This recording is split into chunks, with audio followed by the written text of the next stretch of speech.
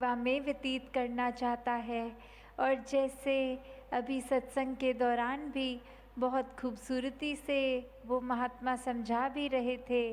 कि सेवा सिर्फ स्पेसिफिकली एक जगह से दूसरी जगह जाकर ही करी नहीं जाती। पूरे दिन की दिनचर्या जो भी हो रही हो, वो जब एक परमात्मा इस निरंकार के एहसास से है तो हर समय वो 24 घंटों की सेवा है। मन जितना समय इस निरंकार में लीन है, वो उस समय का भी सुमिरन है। और बोल से भी इस परमात्मा का सुमिरन, वो सहज ही फिर निकलना। और सत्संग भी आकर हर एक ने सिर्फ और सिर्फ वो भाव कि हर कोई संत श्रेष्ठ है, चाहे कहीं से भी आए हों, समाज के किसी भी वर्ग के हों, एक कल्चरली कहीं के हों, खाने पीने की आदतें जैसी भी हैं, पहनने की, और जो भी एक संसार में चाहे कारण अभिन्नताओं को जो नफ़रत के बना लेता है आज इंसान, वो कारण एक एक्सेप्टेंस की ओर ले जाते हुए कि सभी श्रेष्ठ हैं। और जो भाव सत्संग में बोले जा रहे हैं उनको मन में बसाकर उन पर चलने का भाव कि जहाँ ये परमात्मा श्रेष्ठ है, पूरन है, इसकी बनाई पूरी कायनात, ये कुदरत इस कादर की, ये भी उतनी ही परफेक्ट है। तो फिर कैसे एक हम दूसरे इंसान के और अपने बीच नफ़रत आने दें, जब वो भी उसी मिट्टी का बना, हम भी उसी मिट्टी के बने। तो कोई हमें खास गुण श्रेष्ठ अगर हम सोचते हैं कि हम हैं, तो वो हमारी गलती कि कैसे हर कोई जितना नम्रता, जितना एक हम्बल होता है, इस निराकार को हर समय प्रभु परमात्मा करके जब अपने जीवन को चला रहा है, तो उस समय ही वो एहसास कि कितना कुछ पूरे संसार में है जिससे एक शिक्षा मिल सकती है, पूरे कण कण से शिक्षा मिल सकती है। और जब एक ऐसे महापुरुष संत जन ये हमारे को सत्संग रूप में भी मिले हैं, तो हर एक से कितना कुछ सीखा जा सकता है अपने जीवन में। ये संतों के आज जो पैगाम है, जो आज का नहीं है संदेश, ये युगों युगों से यही संदेश कि सच तो एक सच हमेशा का सच होता है, सिर्फ और सिर्फ किसी पल या कुछ घंटों का मोहताज नहीं होता सच। तो जो सच अभी सच है, बाद में सच नहीं, वो हर समय का सच नहीं है। जैसे अगर इस समय यहाँ हम परांगण में आए हैं, खुले मैदान में बैठे हैं, ये अगर इस समय का सच है, तो कुछ देर बाद तो हम अपने घरों के दरवाज़ों को लॉक करके घरों में होंगे,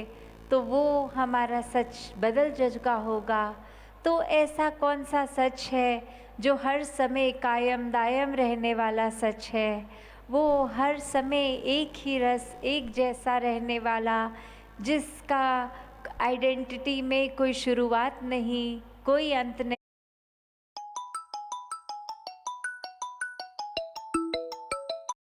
नहीं,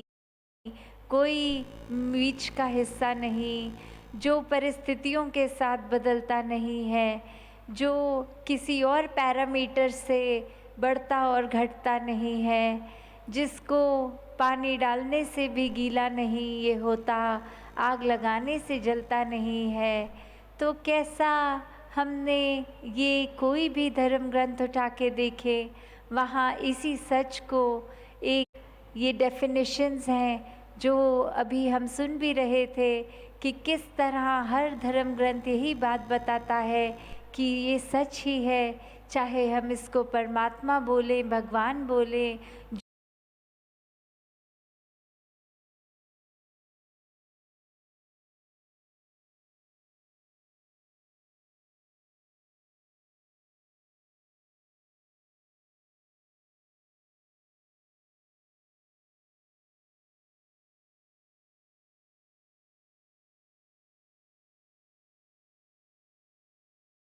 जो भी नाम से ऐस करना चाहें, ये सदैव रहने वाला कायम दायम सच, ये निराकार,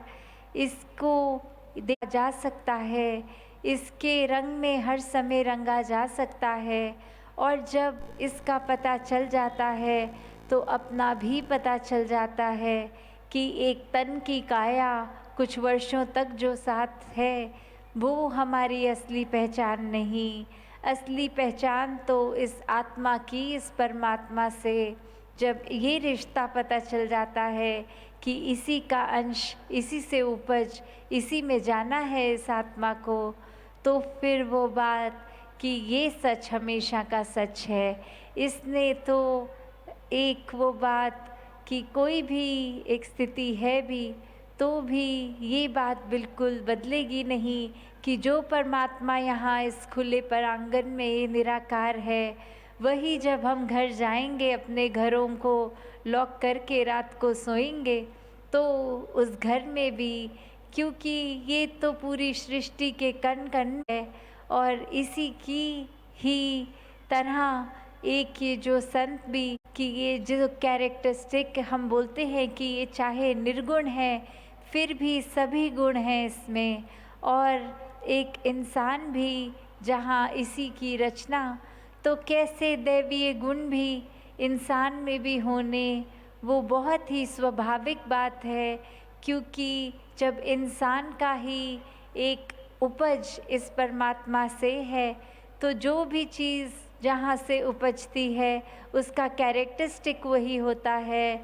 अगर हम देखते हैं कि बारिश के अंदर भी पानी है, झील, तालाब, नदियाँ, झरने, समुद्र, ये सब भी पानी है। तो चाहे एक देखने में तो अलग हैं, थोड़ा बहुत कोई अगर समुद्र है तो खारा होगा, बारिश का पानी है तो मीठा होगा, थोड़ा बहुत फेर बदल के अलावा जो बेसिक बात ये कॉम्पोजिशन H2O की कि ये किस तरह पानी तो पानी है, चाहे झरने के समय ये लंबाई में नज़र आता है, तालाब में ठहरा हुआ अपनी जगह पे स्थिर दिखता है। तो वही बात कि जब ये परमात्मा सभी अच्छी चीज़ों का इसी से शुरुआत, इसी के जैसे गुण, ये जितना ही विशाल है कि ये इसका कोई अंत नहीं है, ये तो बेअंत है। पूरी सृष्टि, ये स्पेस, ये संसार के सारे प्लैनेट्स, इनका कहीं ना कहीं एक अंत है, पर ये परमात्मा तो बेअंत है, इसी के अंदर सब समाये हैं। तो कैसे जब ये एक इतना दैवीय परमात्मा, इसकी नॉलेज, ये ब्रह्म ज्ञान जब आ गई तो खुद ब खुद हर एक संत किस तरह से अपनी एक पहचान बनाता है, फिर उसके और इस परमात्मा के बीच कोई फासला नहीं होता। हर समय इसी के आश्रय रह के, इसी के गुणों पे अपने जीवन को आधार करके खुद भी एक मन को इतना विशाल बना लेना, एक हर एक को इतना साफ देखना, जितना एक ये क्रिस्टल क्लियर, ये ट्रांसपेरेंसी का भी ये कैरेक्टर इस सच में, तो वैसे ही हर एक के दिल में ये कपट, ये चालाकियाँ ये नहीं हो, सभी के मन साफ होने। जैसे उदाहरण में तो हम अक्सर ये भी देखते हैं कि एक हर एक को पता है कि बगुला भी और हंस भी लगभग देखने में एक झलक में सफ़ेद, वो बर्ड्स, वो पंछी, और किस तरह एक उनका फिर भी इतना फ़र्क। अक्सर बगुला के लिए वो मुहावरा कि बगुला भक्त भी बोलते हैं कि किस तरह एक टांग पे तो खड़ा हो के ये दिखावा कि मैं बहुत स्थिर हूँ, मेरा मन बहुत ही साफ है, और कैसे वो आँख चाहे बंद भी उसकी हो उस समय, फिर भी ध्यान कि कब एक मछली मेरे आसपास आए और उसी समय अपनी चोंच से उसको पकड़ के खाया जाए। तो वो भक्ति उसकी निस्वार्थ भक्ति नहीं थी, वो एक पीछे का छुपा हुआ एक मकसद, ये हिडन एजेंडा कि चाहे देखने में एक बहुत ही भक्त प्रवृत्ति दिख रही है, पर मकसद वो मछली का शिकार है। तो कैसे संत तो हमेशा एक चतुर चालाकियों से बहुत ही अलग रहते हैं, बहुत ही दूर रहते हैं। एक संत का तो मन बहुत ही पवित्र साफ होता है। ये पूरे संसार की भलाई का एक जो मकसद लिए मन में संतों के, तो पूरे संसार का दर्द होता है। तो कैसे ये दर्द भी कि जब संतों को पता है हमारे जीवन में ये सच्चाई, ये निराकार इस परमात्मा की पहचान आने से हमारा जीवन संवर गया है, तो वही संदेश जन जन तक पहुँचे, पूरे संसार तक पहुँचे।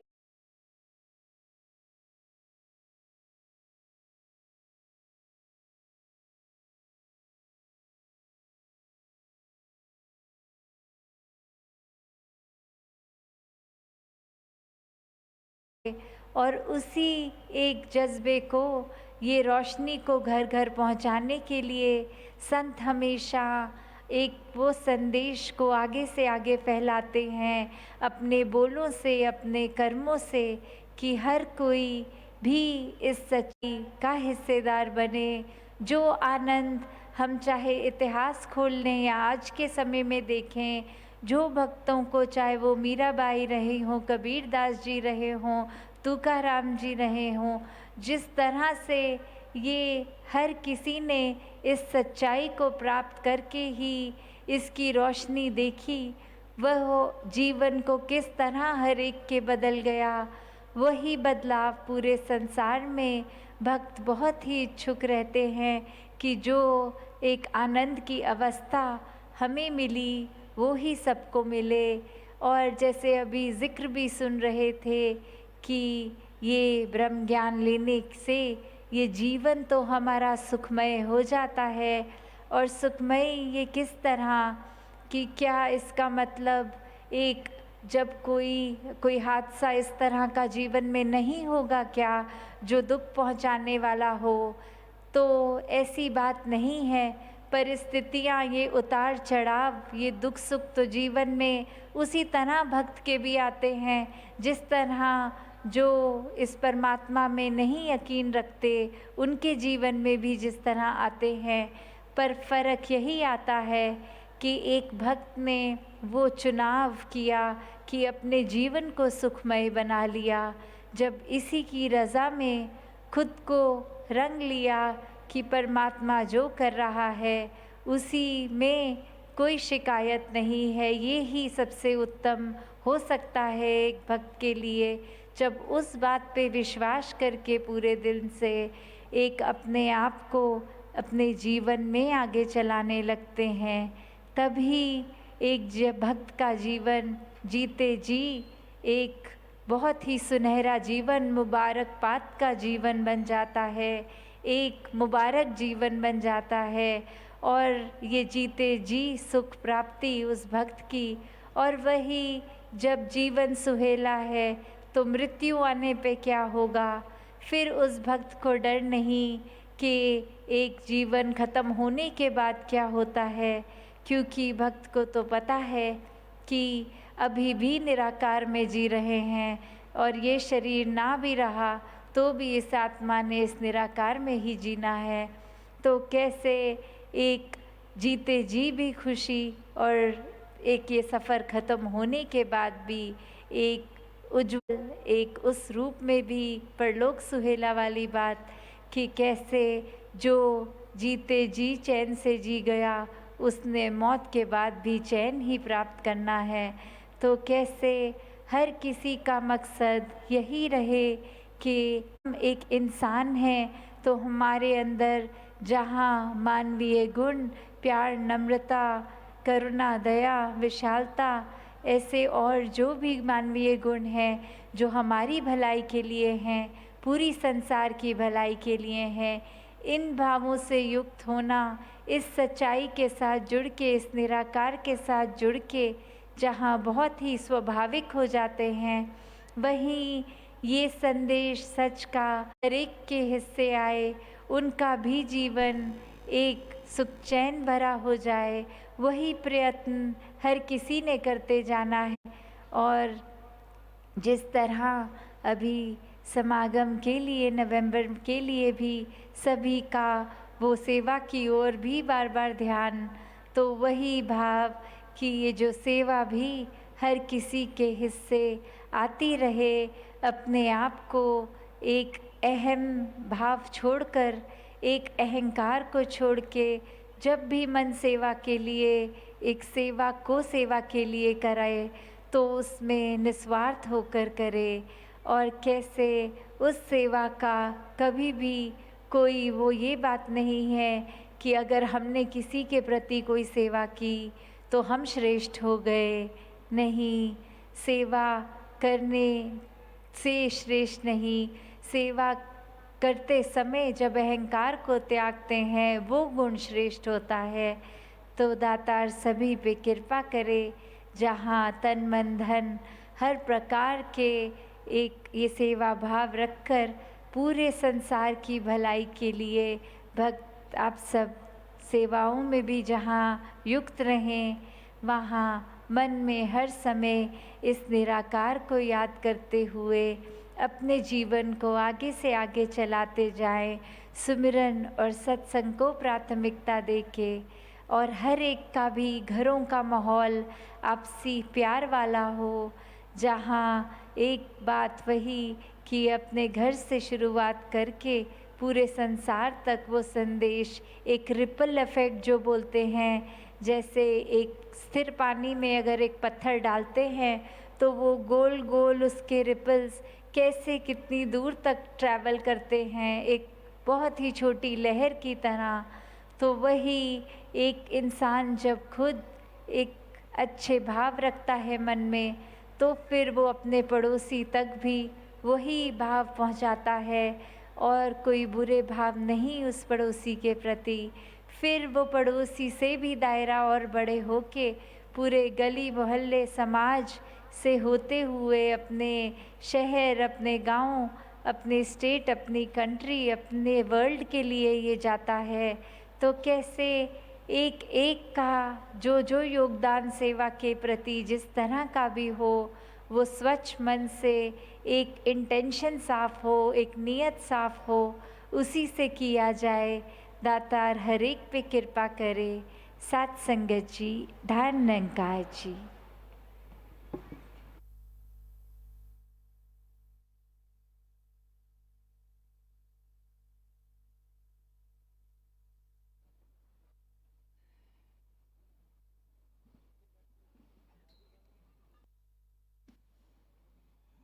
आइए साथ संगत सभी महात्मा राम निवास जी के साथ मिलकर धुनी सिमरन में अपने भाव समर्पित करें। धुनी सिमरन में शामिल हों जी। सत्संग जी प्रेम से कहना धन निरंकार जी।